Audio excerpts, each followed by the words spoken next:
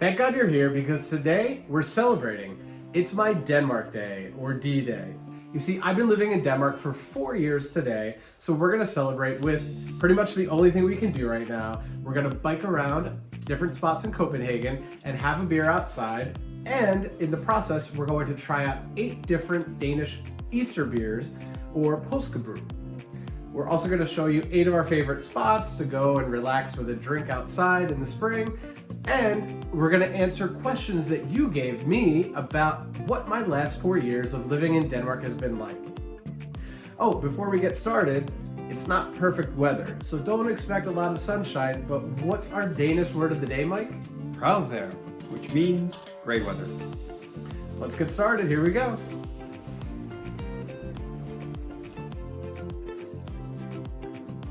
Welcome to Road Trotting.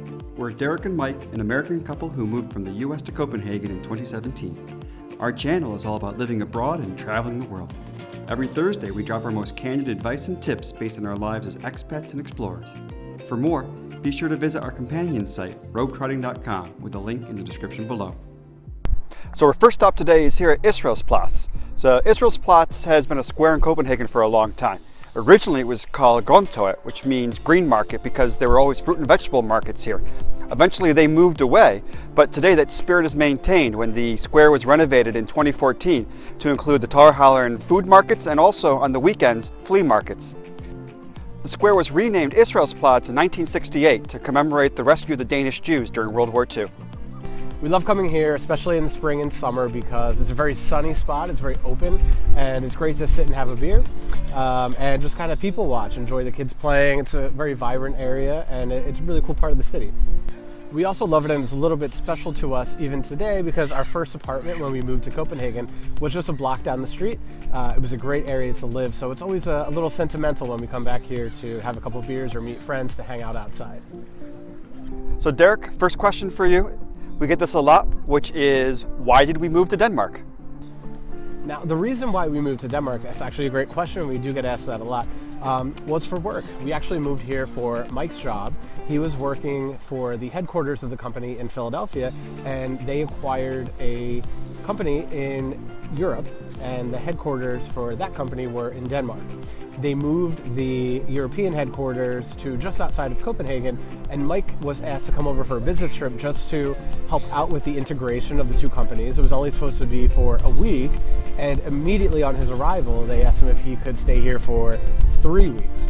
Now, at that point in my head went off, okay, we could do a free holiday, there's a free hotel we could stay at, why don't I look at coming over? And this was during the American Thanksgiving holiday, so I had a few days off of work and thought, great, I can go see what Copenhagen is like. It's a city that we may not have visited on our own, and we do love to travel, so it was a great opportunity to come and have a cheap European holiday during some time when I already had a few holidays off of work. So I came over, saw Copenhagen, and didn't think that this would end up being home, but really liked the city, and got to put another stamp in my passport, and went back to Philadelphia myself. And a couple weeks later, when Mike was set to fly back to the U.S., he called me and said, by the way, they want to know if we'll move over here for 6 or 9 months, and if we like living in Denmark, then it could end up being 2 or 3 years. And, well, let's say we did like it. That's pretty safe to say, because we're starting year 5 this week. So things went pretty well. But that's the short version of how we ended up moving over to Denmark. Now let's try the first beer. It's by Ørbeak, and it's called Bock. The label, as you can see, has a very cute bird, which is appropriate because there are a lot of seabirds flying over us. Yep. Okay, so let's give it a shot. Skål! Skål.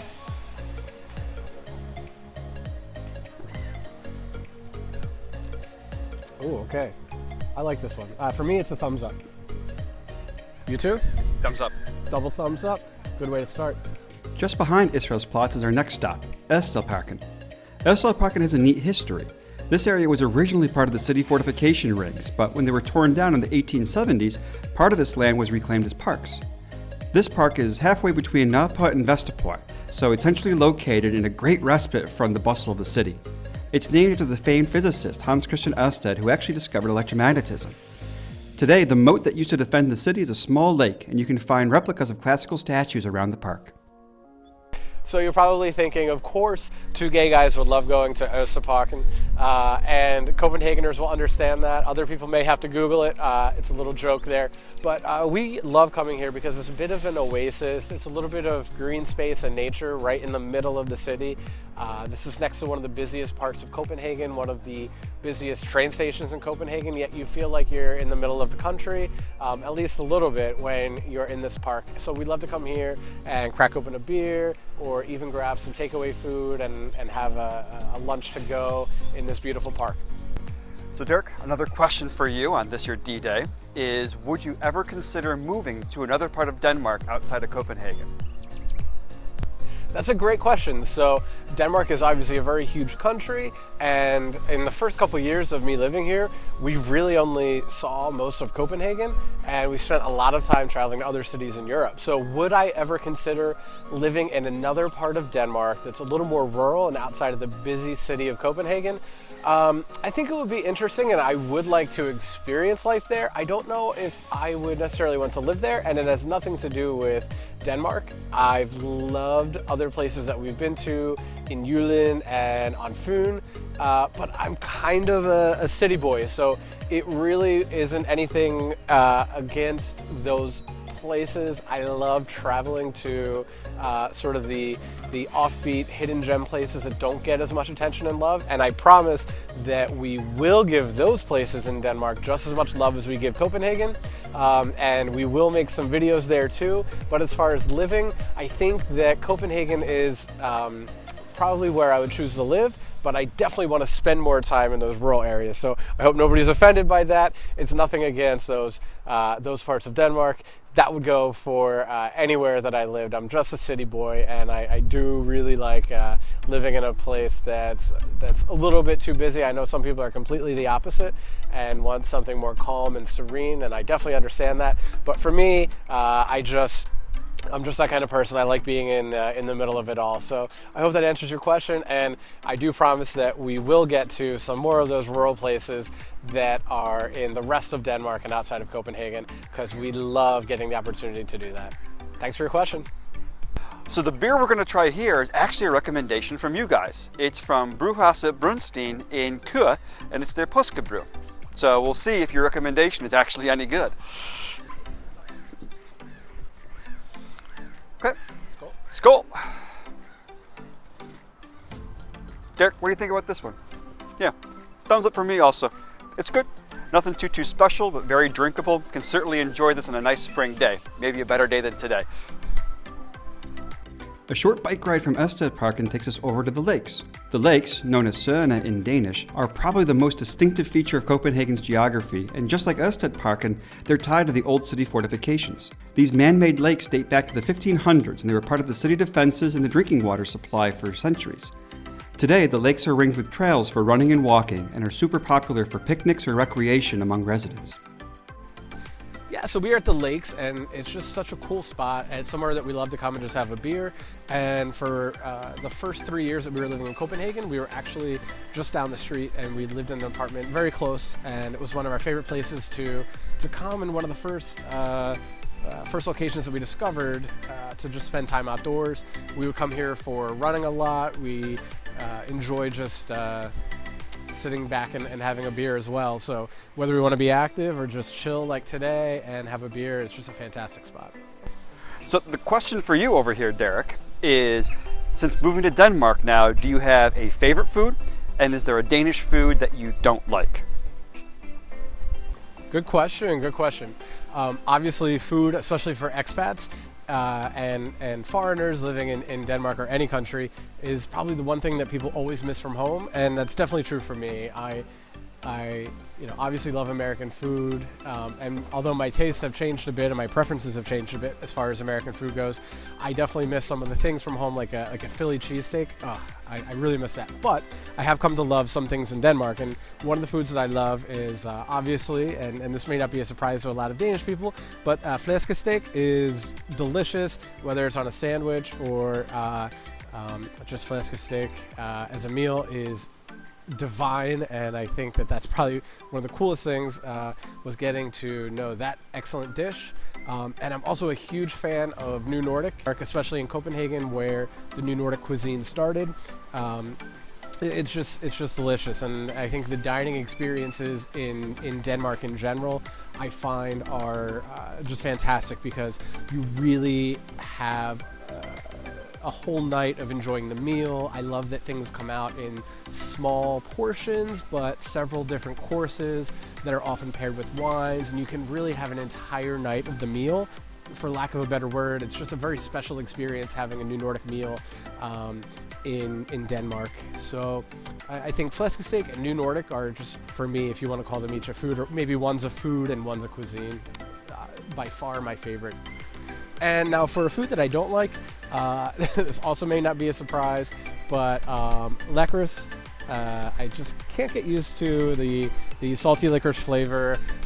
We do have a similar black licorice in the US, so I've had that flavor before, and it's just something that I can't get used to. And it's in a lot of things in Denmark, so I definitely have to read labels carefully to make sure there's not nobody sneaking licorice into my cereal bar or my gum or even my toothpaste. Yes, you guys are very sneaky, and you love putting licorice in everything, which is great for you, but not always the best for me. I do give it a shot, but I just can't get used to licorice. Sorry. So our beer for over here is the Jacobsen Påske Ale, a nice Easter pale ale. Usually Jacobsens are pretty good. We'll see how this one is. Skål. Skål.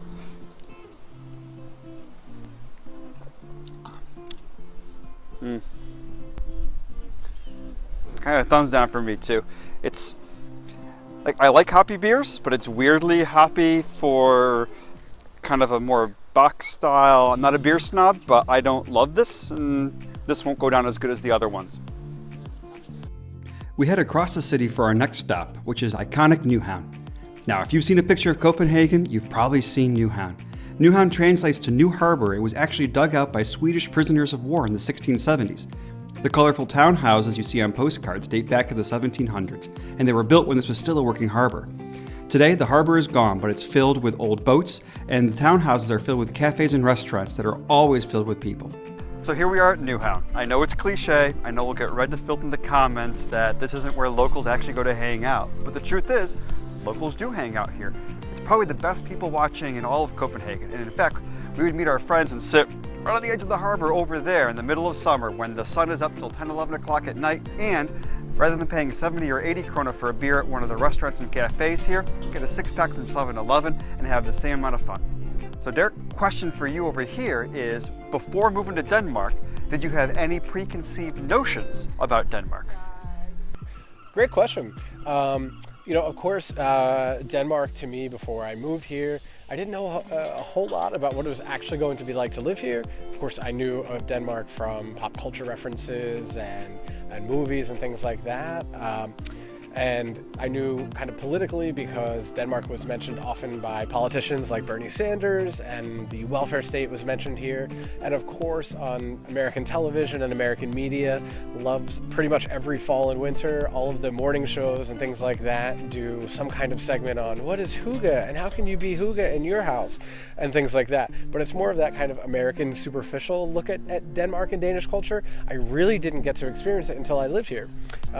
And probably my first actual deep dive into learning about Denmark was in middle school. We read a story called Number the Stars, where it takes place in Denmark, in Copenhagen during World War II, and it's the story of a Danish family who takes in a Jewish girl and hides her and eventually gets her to safety in neutral Sweden during World War II. So that was the first time that I ever really studied up on Denmark and Copenhagen, and that was early, so I definitely knew a bit, but most of my knowledge of Denmark was based on pop culture, things like Vikings and blonde hair and all the things that really aren't exactly true, and there's a lot more to learn about Denmark. I actually picked up once I actually lived here. Now the fun part. This beer is the Skawpåske, which is from Skagen Brewhouse, and let's see what that tastes like.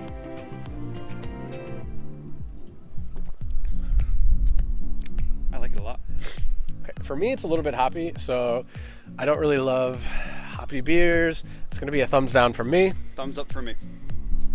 Okay, split decision here. Skål. Just around the corner from Newhound, we go out to the main Copenhagen Harbor and Affiliaplatz.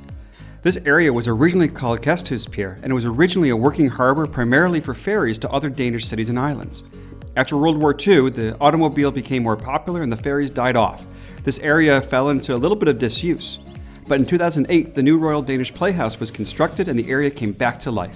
The pier actually sits on top of an underground car park. And today, you'll find many public art displays and entertainers, as it's a hugely popular spot to hang out and also enjoy some harbor swimming. So Affiliaplatz is one of the best places to come to in Copenhagen during the summer. It's a nice pier. There's always some kind of entertainment here with public art or street music, and it's the perfect spot for swimming in the harbor. There's some steps that go right down into the water. It's protected from the boats in the harbor. It's a great spot to be. So Derek, the question for you is a politics one. So having lived in Denmark where there's a whole bunch of political parties and in the US where there's basically two, what are your thoughts on the difference between the two different countries? Okay, excellent question. Now, I don't want to dive too deep into politics because I do have certain views, but I don't want to turn anybody off because this isn't really a political YouTube channel. But I do think there are more similarities than meets the eye when it comes to the multi-party system in Denmark and the two-party system in the United States. And the reason I say that is I think within the two parties in the United States, we have several different factions. So you have sort of a struggle between populists like Donald Trump and more conservative, traditional Republican candidates like Mitt Romney, and who's now still in the Senate. So there's a number of political figures that represent each of those factions. For the Democrats, you have something very similar, where you have more moderates like Joe Biden, and then you also have progressive political figures like Bernie Sanders and Elizabeth Warren in the Democrats. So at the end of the day, in Danish politics, all of those parties do end up falling into one of two, either the red bloc or the blue bloc. So it is a bit more similar than meets the eye. Now, enough politics. Let's go to the fun part, beer, and take a look at what we have to offer. Okay, so this is another Easter beer by Ørbeak. It's the Påske Bryg. So this is the traditional Easter brew, and it has another label with a rabbit on it. So let's have some fun actually voting on what really matters, and that's beer, and see what we think.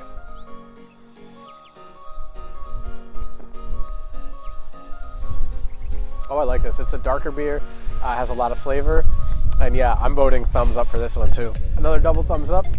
That's good. To get to our next stop, we cross the Kissing Bridge on our way to the other side of Copenhagen's harbor. The city of Copenhagen literally translates to Merchant's Harbor, and the main harbor has always been the lifeblood of the city. The harbor brought in cargo from all over the world, with ferries connecting the many Danish islands and other Scandinavian ports. And for centuries, the bulk of the Danish naval fleet even sat here. By the late 1900s, shipping, ferries, and even the Navy moved on, and the harbor began its reinvention as the recreational center of the city.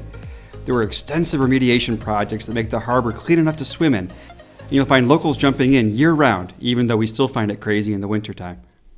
So here we are at Kroers Place, which is another great spot on the harbor. This is going to be packed with people all summer long. Great spot to jump into the harbor, even though technically you're not supposed to. Tons of people swim right here.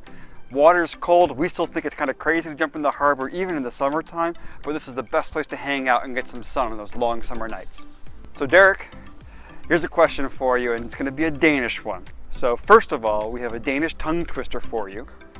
And then second of all, after you fail at the Danish tongue twister, or succeed, is how is your Danish coming along? Okay, what do I have to say? En blå bil med en blå bålklap. Bålklap. Okay. Yeah, I'm not good at these. Sorry, my Danish isn't that good, and I know that I get I definitely get made fun of a lot in the comments for my attempt at pronunciation. Danish is coming along okay. So when I try to pronounce things in Danish, people are often confused. And it's more than just having a bad accent. Some of the words are so close that if you say it just a little bit incorrectly, it's going to sound like a completely different word. For example, one time in our Danish class, I was trying to explain that I had a boring meeting that day, and the instructor thought that I said I had a chicken meeting that day. Now, why she thought I would have a meeting with a chicken, I don't know, but that's what she thought. And if you do know Danish, you can see how those words are similar enough that if you don't pronounce them correctly, they may be confused for one another. And another reason, in case you're wondering why our Danish is not better after 4 years, is for the first 2 years, we didn't know if we were going to be living in Denmark permanently. And it had nothing to do with whether or not we liked it here, although, that could have been a factor. If we didn't like it so much, maybe we would have left. But Mike's work contract, which is what brought us here, was a bit up in the air. So until we knew how long we were going to be here and whether or not we had the option to stay here indefinitely, we focused more on meeting friends, really learning what it's like to live here, and having 2 nights a week of Danish class and then at least 2 nights a week of homework made it difficult for us to really assess if we wanted to live here or not. But now Denmark is where we've purchased a home and we want to live for the foreseeable future. So learning Danish is going to be a big part of that future. And as soon as we can, we're going to get back in the classroom and make it happen. Okay, now the fun part. So we have a Sten, which is from Thisted Brewhouse, which is one of the Christmas beers that we really liked, although it wasn't the one that we chose as our favorite. This time we're not picking a favorite, we're just giving it a thumbs up or a thumbs down, so it should be a little bit easier test. But let's see what we think. Skål. Oh, this is good. I could drink this from Easter until Christmas. This is a good beer. We stayed near the water but head inland to Christianshavn. Christianshavn has a really interesting history. It was built in the 1600s by King Christian IV, hence the name, and was inspired by the canals of Amsterdam. Originally it was an independent merchant city, but soon it was absorbed by Copenhagen. Throughout much of its history it was a working class neighborhood, closely tied to the working harbor. After World War II, as the harbor traffic slowed down, it became more bohemian, especially inspired by the adjacent Christiania district. Today, it's become one of the most posh districts in the whole city, as residents flock to its cobblestone streets and canal views. So, ready for your question? Yeah. So here's a fun one. So, can you tell us any stories about a funny or awkward moment in your first time or first year in Denmark? So, funny or awkward? I definitely consider myself both of those things, so it's hard to know where to start. But in my first year of living here, I think one thing when I look back on it that I feel so awkward about is I was extremely awkward about speaking English, especially to people in a coffee shop or things like that. I had a lot of reservation and I was very nervous to go up to a counter, for example, and order a drink in English, and every time I think about it, because I would go up and I would try to speak the little bit of Danish that I knew, that I tried to learn before moving here, and say like, "Taler du engelsk?" And people would look at me like, yeah, of course I speak English. And now when I look back on it, I feel so dumb. But it was probably I would get these weird looks because of course they spoke English, and of course I'm asking in my terrible Danish that doesn't sound correct, and that was awkward. So for our beer here, we have one actually we've never heard of before. It's called Ørbeak Brewhouse, and it's their Påske. Let us know how we pronounce it correctly in the comments. But Ørbeak Brewhouse's Påske Ale. Let's see how it is. Yeah. Skål. Ooh, I'm going to be reaching for more. This is really good. It's very, very drinkable, kind of light for an ale. Really enjoyed this one. Never heard of them before, but definitely will be trying them again. Thumbs up. Finally, after a long, cold, wet, grauwvejr but fun day, it's time to head to our new favorite part of the city, Vesterbro. Vesterbro is a colorful neighborhood. Historically, it was also a working-class neighborhood that was home to the meatpacking and red light districts. Today, the meatpacking district, called Kjellbyen, is popular with nightlife and great restaurants, and the red light district is a shell of its former self. But now, the neighborhood is special because it's home to us.